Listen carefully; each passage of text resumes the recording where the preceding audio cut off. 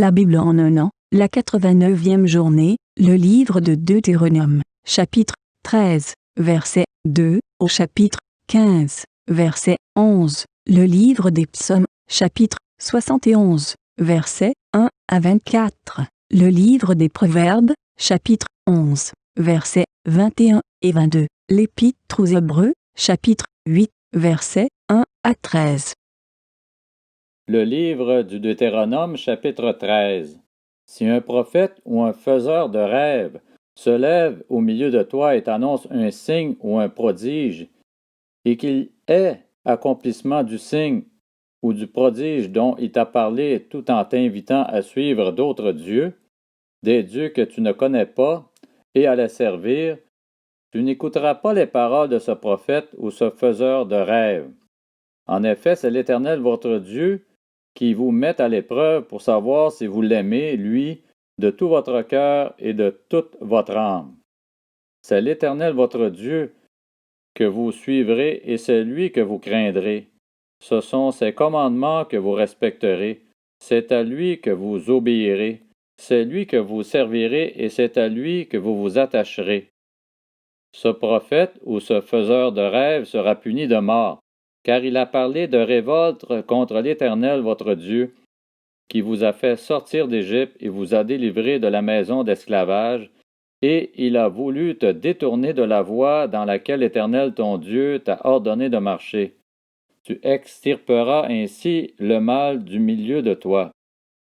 Si ton frère, le fils de ta mère, ou ton fils ou ta fille, ou la femme qui repose sur ta poitrine, ou encore ton ami que tu aimes comme toi-même t'incite secrètement à aller servir d'autres dieux, des dieux que ni toi ni tes ancêtres n'avaient connus, prie parmi les dieux des peuples qui vous entourent, qu'ils soient près ou loin de toi, d'une extrémité de la terre à l'autre, tu ne te montreras pas d'accord avec lui et tu ne l'écouteras pas.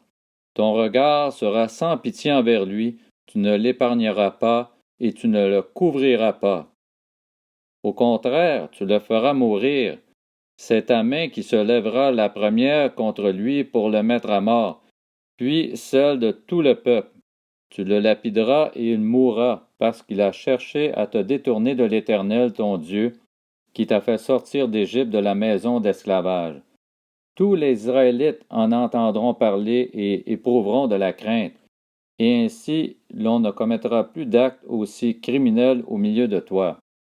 Si tu entends dire au sujet de l'une des villes que l'Éternel ton Dieu t'a données pour habitation, que des hommes mauvais sont sortis du milieu de toi et ont égaré les habitants de leur ville, en les invitant à aller servir d'autres dieux, des dieux que tu ne connais pas, tu feras des recherches. Tu enquêteras, tu interrogeras avec soin. Est-ce vrai, le fait est-il établi? Cet acte abominable a-t-il été commis au milieu de toi? Alors tu frapperas du tranchant de l'épée les habitants de cette ville. Tu la voueras à la destruction avec tout ce qui s'y trouvera, et tu en passeras le bétail au fil de l'épée. Tu entasseras tout le butin au milieu de la place, et tu brûleras entièrement la ville avec tout son butin devant l'Éternel ton Dieu. Elle sera pour toujours un tas de ruines. Elle ne sera jamais reconstruite. Rien de ce qui sera voué à la destruction ne s'attachera à ta main. Ainsi l'Éternel renoncera à son ardente colère. Il fera preuve de tendresse envers toi, il aura compassion de toi et te multipliera comme il l'a juré à tes ancêtres. Si tu obéis à l'Éternel ton Dieu en respectant tous ses commandements que je te prescris aujourd'hui et en faisant ce qui est droit aux yeux de l'Éternel ton Dieu. Le livre du Deutéronome, chapitre 14. Vous êtes les enfants de l'Éternel votre Dieu. Vous ne vous ferez pas d'incision et vous ne vous raserez pas entre les yeux pour un décès. En effet, tu es un peuple saint pour l'Éternel ton Dieu. L'Éternel ton Dieu t'a choisi pour que tu sois un peuple qui lui appartienne parmi tous les peuples qui sont à la surface de la terre. Tu ne mangeras rien d'abominable. Voici les animaux que vous pourrez manger, le bœuf, la brebis et la chèvre, le cerf, la gazelle et le daim, le bouquetin, le chevreuil, la chèvre sauvage et la girafe. Vous pourrez manger de tout animal qui a le sabot fendu ou le pied fourchu et qui rumine. En revanche, vous ne mangerez pas de ceux qui ruminent seulement et qui ont seulement le sabot fendu ou le pied fourchu. Ainsi, vous ne mangerez pas le chameau, le lièvre et le daman, qui ruminent mais n'ont pas le sabot fendu. Vous les considérez comme impurs.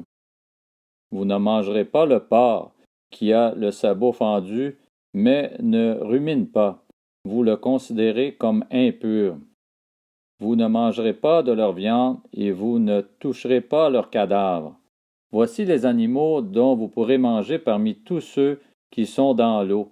Vous pourrez manger de tous ceux qui ont des nageoires et des écailles. En revanche, vous ne mangerez d'aucun de ceux qui sont dépourvus de nageoires et d'écailles. Vous les considérez comme impurs. Vous pourrez manger tout oiseau pur. Voici ceux dont vous ne mangerez pas: l'aigle, l'orfraie, l'aigle de mer, le milan, les diverses espèces de vautours, l'autour, toutes les espèces de corbeaux, l'autruche, le hibou, la mouette, les diverses espèces d'éperviers, le chat-huant, la chouette, le cygne, le pélican, le cormoran, le plongeon, la cigogne et les diverses espèces de hérons, la huppe et la chauve-souris. Vous considérez comme impur tout reptile qui vole. On n'en mangera pas. Vous pourrez manger tout oiseau pur. Vous ne mangerez d'aucune bête déjà morte. Tu la donneras à l'étranger qui habitera dans ta ville afin qu'il la mange, ou tu la vendras à un immigré, car tu es un peuple saint pour l'Éternel ton Dieu. Tu ne feras pas cuire un chevreau dans le lait de sa mère. Tu prélèveras la dîme de tout ce que produira ta semence, de ce que ton champ apportera chaque année. Et tu mangeras devant l'Éternel ton Dieu à l'endroit qu'il choisira pour y faire résider son nom, la dîme de ton blé, de ton vin nouveau et de ton huile, ainsi que les premiers-nés de ton gros et de ton petit bétail. Ainsi tu apprendras à toujours craindre l'Éternel ton Dieu. Lorsque l'Éternel ton Dieu t'aura béni, peut-être le chemin sera-t-il trop long pour que tu puisses transporter ta dîme, parce que tu habiteras loin de l'endroit que l'Éternel ton Dieu aura choisi pour y faire résider son nom. Alors tu échangeras ta dîme contre de l'argent, tu serras cet argent dans ta main, et tu te rendras à l'endroit que l'Éternel ton Dieu aura choisi. Là tu achèteras avec cet argent tout ce que tu désireras: bœufs, brebis, vin et liqueurs fortes, tout ce qui te fera plaisir. Tu mangeras devant l'Éternel ton Dieu, et tu te réjouiras, toi et ta famille. Tu ne délaisseras pas le Lévite qui habitera dans ta ville, car il n'a ni part ni héritage avec toi. Tous les 3 ans, tu sortiras toute la dîme des produits que tu auras obtenus durant cette 3e année, et tu la déposeras dans ta ville. Alors le Lévite, qui n'a ni part ni héritage avec toi, l'étranger, l'orphelin et la veuve qui habiteront dans ta ville, viendront et ils mangeront à satiété. Ainsi l'Éternel ton Dieu te bénira dans tous les travaux que tu entreprendras de tes mains. Le livre du Deutéronome chapitre 15. Tous les 7 ans tu effectueras une remise des dettes. Voici comment elle s'effectuera. Quand on aura proclamé la remise des dettes en l'honneur de l'Éternel, tout créancier qui aura fait un prêt à son prochain renoncera à son droit. Il n'imposera pas de contrainte à son prochain et compatriote pour le paiement de sa dette. Tu pourras imposer des contraintes à l'étranger, mais tu renonceras à ton droit pour ce qui t'appartient chez ton compatriote. Toutefois, il n'y aura pas de pauvre chez toi, car l'Éternel te bénira dans le pays que l'Éternel ton Dieu te fera posséder en héritage, pourvu seulement que tu obéisses à l'Éternel ton Dieu, en mettant soigneusement en pratique les commandements que je te prescris aujourd'hui. L'Éternel ton Dieu te bénira comme il te l'a dit. Tu prêteras à beaucoup de nations et tu ne feras pas d'emprunt. Tu domineras sur beaucoup de nations et elles ne domineront pas sur toi. S'il y a chez toi parmi tes frères et dans l'une de tes villes un pauvre dans le pays que l'Éternel ton Dieu te donne, tu n'endurciras pas ton cœur et tu ne fermeras pas ta main devant ton frère pauvre. Au contraire, tu lui ouvriras ta main et tu lui prêteras de quoi pourvoir à ses besoins. Veille bien à ne pas te montrer assez méchant pour dire dans ton cœur, la 7e année, l'année de la remise des dettes approche. Veille bien à ne pas avoir un regard mauvais envers ton frère pauvre, au point de ne rien lui donner. Il crierait à l'Éternel contre toi, et tu te chargerais d'un péché. Donne-lui, et que ton cœur ne rechigne pas à le faire, car à cause de cela, l'Éternel ton Dieu te bénira dans tous tes travaux et dans toutes tes entreprises. Il y aura toujours des pauvres dans le pays. C'est pourquoi je te donne ce commandement. Tu ouvriras ta main à ton frère, à celui qui vit dans la misère et la pauvreté dans ton pays. Le livre des Psaumes, chapitre 71. Éternel, je cherche refuge en toi, que jamais je ne sois déçu. Dans ta justice, secours-moi et délivre-moi. Tends ton oreille vers moi et sauve-moi. Sois pour moi un rocher où je trouve un refuge, où je puisse toujours me retirer. Tu as décidé de me sauver, car tu es mon rocher et ma forteresse. Mon Dieu, délivre-moi du méchant, de l'homme injuste et violent, car tu es mon espérance, Seigneur éternel, l'objet de ma confiance depuis ma jeunesse. Depuis ma naissance, je m'appuie sur toi. C'est toi qui m'as fait sortir du ventre de ma mère. Tu es sans cesse l'objet de mes louanges. Je suis pour beaucoup un cas étrange, mais toi, tu es mon puissant refuge. Que ma bouche soit remplie de tes louanges, que chaque jour elle dise ta beauté. Ne me rejette pas au moment de la vieillesse. Quand mes forces s'en vont, ne m'abandonne pas. En effet, mes ennemis parlent de moi, et ceux qui guettent ma vie tiennent conseil ensemble. Ils disent, Dieu l'abandonne. Poursuivez-le, attrapez-le. Il n'y a personne pour le délivrer. Ô Dieu, ne t'éloigne pas de moi. Mon Dieu, viens vite à mon secours. Qu'ils soient honteux et disparaissent ceux qui m'accusent. Qu'ils soient couverts de honte et de déshonneur, ceux qui cherchent mon malheur. Quant à moi, j'espérerai toujours. Je te louerai de plus en plus.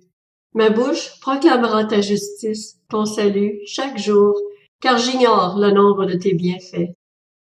Je raconterai tes hauts faits, Seigneur éternel. Je rappellerai ta justice, la tienne seule. Ô Dieu, tu m'as instruit dès ma jeunesse, et jusqu'à présent j'annonce tes merveilles. Ne m'abandonne pas, ô Dieu, malgré ma vieillesse et mes cheveux blancs, afin que j'annonce ta force à la génération présente, ta puissance à tous ceux qui viendront. Ta justice, ô Dieu, atteint les sommets. Tu as accompli de grandes choses. Ô Dieu, qui est semblable à toi? Tu nous as fait éprouver bien des détresses et des malheurs, mais tu nous redonneras la vie, tu nous feras remonter des abîmes de la terre. Tu augmenteras mon honneur, tu me consoleras encore, et je te louerai au son du luth. Je chanterai ta fidélité, mon Dieu, je te célébrerai avec la harpe, Saint d'Israël. Pour te célébrer, j'aurai la joie sur les lèvres, et dans mon âme que tu as libérée. Ma langue proclamera chaque jour ta justice, car ceux qui cherchent mon malheur sont honteux et rougissent. Le livre des Proverbes, chapitre 11. C'est certain, et le méchant ne restera pas impuni, tandis que la descendance des justes sera sauvée. Un anneau d'or au groin d'un porc, voilà ce qu'est une femme belle, mais dépourvue de discernement. L'Épître aux Hébreux, chapitre 8. Le point capital de ce qui vient d'être dit, c'est que nous avons bien un tel grand prêtre, qui s'est assis à la droite du trône de la majesté divine dans le ciel, et accomplit son service dans le sanctuaire, dans le véritable tabernacle, celui qui a été dressé par le Seigneur et non par un être humain. Tout grand prêtre est établi pour présenter des offrandes et des sacrifices. Il est donc nécessaire que Jésus lui aussi ait quelque chose à présenter. Certes, s'il était sur la terre, il ne serait même pas prêtre, car là se trouvent les prêtres qui présentent les offrandes conformément à la loi. Or, il célèbre un culte qui n'est que la copie et l'ombre des réalités célestes. Moïse en avait été averti lorsqu'il allait construire le tabernacle. « Regarde, lui dit en effet le Seigneur, et fais d'après tout le modèle qui t'a été montré sur la montagne. » Mais en réalité, Jésus possède un service bien supérieur, et ce d'autant plus qu'il est le médiateur d'une meilleure alliance, fondée sur de meilleures promesses. En effet, si la première alliance avait été irréprochable, Il n'aurait pas été question de la remplacer par une seconde. De fait, c'est bien comme un reproche que le Seigneur dit à son peuple. Voici que les jours viennent, dit le Seigneur, où je conclurai avec la communauté d'Israël et la communauté de Juda une alliance nouvelle. Elle ne sera pas comme l'alliance que j'ai conclue avec leurs ancêtres le jour où je les ai pris par la main pour les faire sortir d'Égypte. Comme ils n'ont pas persévéré dans mon alliance, moi non plus je ne me suis pas soucié d'eux, dit le Seigneur. Mais voici l'alliance que je ferai avec la communauté d'Israël après ces jours-là, dit le Seigneur. Je mettrai mes lois dans leur esprit, je les écrirai dans leur cœur, je serai leur Dieu et ils seront mon peuple. Personne n'enseignera plus son concitoyen, ni son frère en disant « Tu dois connaître le Seigneur », car tous me connaîtront, depuis le plus petit jusqu'au plus grand d'entre eux. En effet, je pardonnerai leurs injustices, et je ne me souviendrai plus de leurs péchés, ni de leurs fautes. En parlant d'une alliance nouvelle, le Seigneur a déclaré ancienne la première. Or, ce qui est ancien, ce qui a vieilli, est près de disparaître.